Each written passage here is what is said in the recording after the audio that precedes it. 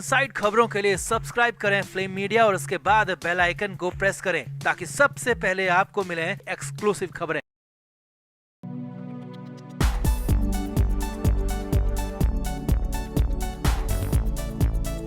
तो पूरे 5 साल बाद में दिशा सालियान केस में हाई कोर्ट का बड़ा फैसला आया है और हाई कोर्ट का फैसला आते ही संजय राउत बुरी तरह भड़क गए हैं। हाई कोर्ट के फैसले के बाद संजय राउत ने तुरंत प्रेस कॉन्फ्रेंस बुला ली और माफी मांगने की बात तक कह डाली। तो आपको भी दिशा सालियान मामले में आया हाई कोर्ट का बड़ा फैसला दिखाते हैं। मुंबई पुलिस ने क्या रिपोर्ट दी और बॉम्बे हाई कोर्ट ने क्या फैसला सुनाया, आपको सब कुछ दिखाते हैं। 5 साल बाद आखिरकार पुलिस और हाई कोर्ट किस नतीजे पर पहुंची, ये सब बताते हैं और संजय राउत के भड़कने की वजह भी बताते हैं। तो आप भी वीडियो को शेयर करें और अपनी राय कमेंट बॉक्स में जरूर दें। तो आपको पता ही होगा कि दिशा सालियान के पिता सतीश सालियान ने कुछ दिनों पहले बॉम्बे हाई कोर्ट में एक याचिका दायर की थी और उसमें आदित्य ठाकरे का नाम लेते हुए अपनी बेटी की मौत की जांच नए सिरे से करने की गुजारिश की थी। दिशा के पिता ने अपनी याचिका में अपनी बेटी के साथ घिनौनी हरकतें करने तक का गंभीर इल्जाम लगाया था। अब इस मामले में बॉम्बे हाई कोर्ट ने कई बार सुनवाई की। मुंबई पुलिस ने अपनी रिपोर्ट दी, पूरे सबूतों को देखा गया, मेडिकल रिपोर्ट्स को देखा गया और जितने भी डिजिटल सबूत थे उन सबको देखा गया और उसके आधार पर बॉम्बे हाई कोर्ट ने बड़ा फैसला सुनाया है। दरअसल मुंबई पुलिस ने बॉम्बे हाई कोर्ट को बताया है कि अभिनेता सुशांत सिंह राजपूत की एक्स मैनेजर दिशा सालियान की मौत में किसी भी तरह का फाउल प्ले नहीं था, बल्कि वो खुद उस बिल्डिंग से कूदी थी अपनी मर्जी से। मुंबई पुलिस ने बॉम्बे हाई कोर्ट को बताया कि उनकी मौत में किसी भी तरह की साजिश का कोई एंगल नहीं है। हाई कोर्ट में दाखिल पुलिस की इस एफिडेविट की बात मीडिया के सामने आई तो हो हंगामा मच गया। मीडिया के सामने जैसे ही मुंबई पुलिस की रिपोर्ट सामने आई तो उद्धव ठाकरे गुट के सांसद संजय राउत बुरी तरह भड़क गए। संजय राउत ने तुरंत प्रेस कॉन्फ्रेंस बुला ली और संजय राउत ने कहा कि महाराष्ट्र के मुख्यमंत्री देवेंद्र फडणवीस और महायुति के नेताओं को इस मामले में आदित्य ठाकरे और उद्धव ठाकरे से माफी मांगनी चाहिए, क्योंकि उन्होंने जबरन इस केस में आदित्य ठाकरे को घसीटा था। आदित्य ठाकरे पर कई तरीके के इल्जाम लगाए थे जो अब हम सहन नहीं करेंगे। अब जैसे ही मुंबई पुलिस ने अपनी रिपोर्ट हाई कोर्ट में दायर की तो इसके बाद में दिशा के पिता सतीश सालियान का भी बयान आया है और सतीश सालियान ने कहा है कि वो अपनी बेटी को इंसाफ दिलाने के लिए आगे लड़ाई लड़ते रहेंगे। उसके साथ क्या कुछ हुआ था वो याचिका में बता चुके हैं, किस तरीके से उसके साथ सामूहिक रूप से घिनौनी वारदात की गई और उसके बाद में उसे बेरहमी से मार दिया गया। मैं चुप नहीं रहूंगा, मैं आगे जाऊंगा, मैं मुंबई पुलिस की इस रिपोर्ट को चैलेंज करूंगा। यहाँ आपको बता दें 8 जून 2020 को मुंबई के मलाड इलाके की चौथी मंजिल से गिरकर दिशा की मौत हो गई थी। पुलिस ने इसे आत्महत्या करार दिया था। उस समय दिशा के पिता ने जांच को संतोषजनक माना था, लेकिन फिर याचिका में आरोप लगाया कि दिशा के साथ घिनौनी हरकतें की गई थी और उसके बाद उसे मार दिया गया था। इस साल की शुरुआत में बॉम्बे हाई कोर्ट में दिशा के पिता ने याचिका दाखिल की थी और सीबीआई जांच कराने की मांग की थी। दिशा के पिता ने याचिका में आदित्य ठाकरे का भी नाम लिखा था, जिसके बाद आदित्य ठाकरे की काफी बदनामी हुई। आदित्य ठाकरे पर महायुति की पार्टी के नेताओं ने कई तरह के हमले किए। खुद सीएम देवेंद्र फडणवीस ने भी आदित्य ठाकरे पर कई तरीके के हमले किए, कई तरीके के आरोप लगाए, लेकिन अब उन्हें मुंबई पुलिस की रिपोर्ट सामने आ चुकी है और उस रिपोर्ट में किसी भी तरह के फाउल प्ले की बात से साफ साफ इनकार किया गया है। यानी कि मुंबई पुलिस ने 5 साल बाद भी वही कहा है कि दिशा की मौत में किसी भी तरह का फाउल प्ले नहीं है, किसी ने उनको नहीं मारा, वो अपनी मर्जी से खत्म हुई है। राज्य सरकार की ओर से मालवानी पुलिस स्टेशन के सीनियर इंस्पेक्टर शैलेंद्र नागरकर ने जवाब दाखिल करते हुए कहा कि याचिका में लगाए गए आरोप आधारहीन है, निराधार है। उन्होंने बताया कि वैज्ञानिक जांच और पोस्टमार्टम रिपोर्ट के आधार पर क्लोजर रिपोर्ट दाखिल करी जाएगी। पुलिस के मुताबिक पोस्टमार्टम रिपोर्ट में यौन या शारीरिक हमले के कोई संकेत नहीं मिले। जांच में ना ही सीमेन ना ही किसी तरह का अंदरूनी जख्म पाया गया जिससे ये बात मानी जाए, लेकिन ये बात पूरी तरह गलत है कि दिशा सालियान के साथ सामूहिक रूप से घिनौना काम किया गया था। पुलिस ने साफ साफ कहा कि दिशा की मौत आत्महत्या थी। आपको बता दें ये मामला साल 2020 का है, जब दिशा सालियान की संदिग्ध परिस्थितियों में मौत हो गई थी। तब से इस मामले में कई तरह की अटकलें लगाई जा रही थी। कुछ लोगों का मानना था कि ये आत्महत्या थी, जबकि कुछ लोगों का मानना था कि ये साजिश थी। अब बॉम्बे हाई कोर्ट में इस मामले की सुनवाई काफी लंबे वक्त से चलती आ रही है और अब पुलिस ने अपनी रिपोर्ट दाखिल कर दी है और पुलिस ने साफ साफ कहा है कि किसी भी तरह का फाउल प्ले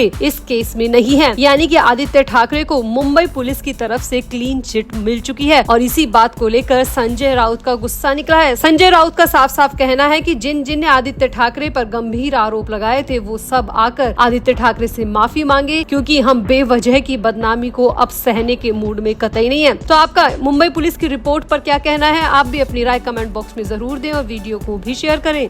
तो शेफाली जरीवाल के लिए पराग त्यागी का प्यार किसी से नहीं छिपा है। पिछले 10 साल से सोशल मीडिया पर उनके कई वीडियोस वायरल होते रहे हैं और उसमें साफ साफ दिखता है कि पराग त्यागी शेफाली जरीवाल से कितना ज्यादा प्यार करते थे। बिग बॉस 13 के टाइम पर भी पराग त्यागी ने बिग बॉस में आकर शेफाली जरीवाल को जिस तरह सपोर्ट किया था वो सबने देखा और उसके बाद में हर किसी को समझ में आ गया कि ये बंदा वाकई में शेफाली से बहुत प्यार करता है। लेकिन अब शेफाली के यूं अचानक चले जाने से पराग त्यागी पूरी तरह टूट चुके हैं। आप सभी ने देखा कि शेफाली जरीवाल के अंतिम क्रियाक्रम के दौरान पराग त्यागी कितनी बुरी तरह टूटे हुए थे। उनकी आंखों से आंसू थम नहीं रहे थे। वो शेफाली के माथे को सहला रहे थे, कभी चूम रहे थे तो कभी ऐसा लग रहा था कि वो शेफाली को उठाने की कोशिश कर रहे हैं। इसके बाद में अस्थियों के कलश को जिस तरह सीने से लगाकर पराग त्यागी चल रहे थे, शायद उस वीडियो को देखकर हर किसी की आंखों में आंसू आ गए होंगे। लेकिन अब 6 दिन बाद पराग त्यागी का सब्र का बांध टूट चुका है। पराग त्यागी खुद जमीन पर गिर पड़े और बेहोश हो गए। सामने आया कि उस वक्त घर पर शेफाली के बूढ़े माता पिता थे और वो भी पराग की ऐसी स्थिति को देखकर बुरी तरह कांप गए। खबर के मुताबिक शेफाली जरीवाल के माता पिता ने तुरंत सिक्योरिटी गार्ड को फोन किया और उसके बाद में मेडिकल टीम बुलाने के लिए इंतजाम किया गया। पराग त्यागी काफी देर तक बेहोश रहे। शेफाली की मां ने पराग त्यागी पर पानी के छींटे दिए, उन्हें पानी पिलाया और उसके बाद में जब मेडिकल टीम पहुंची तो उनका बीपी चेक किया गया तो सामने आया कि उनका बीपी बहुत ज्यादा लो हो गया था।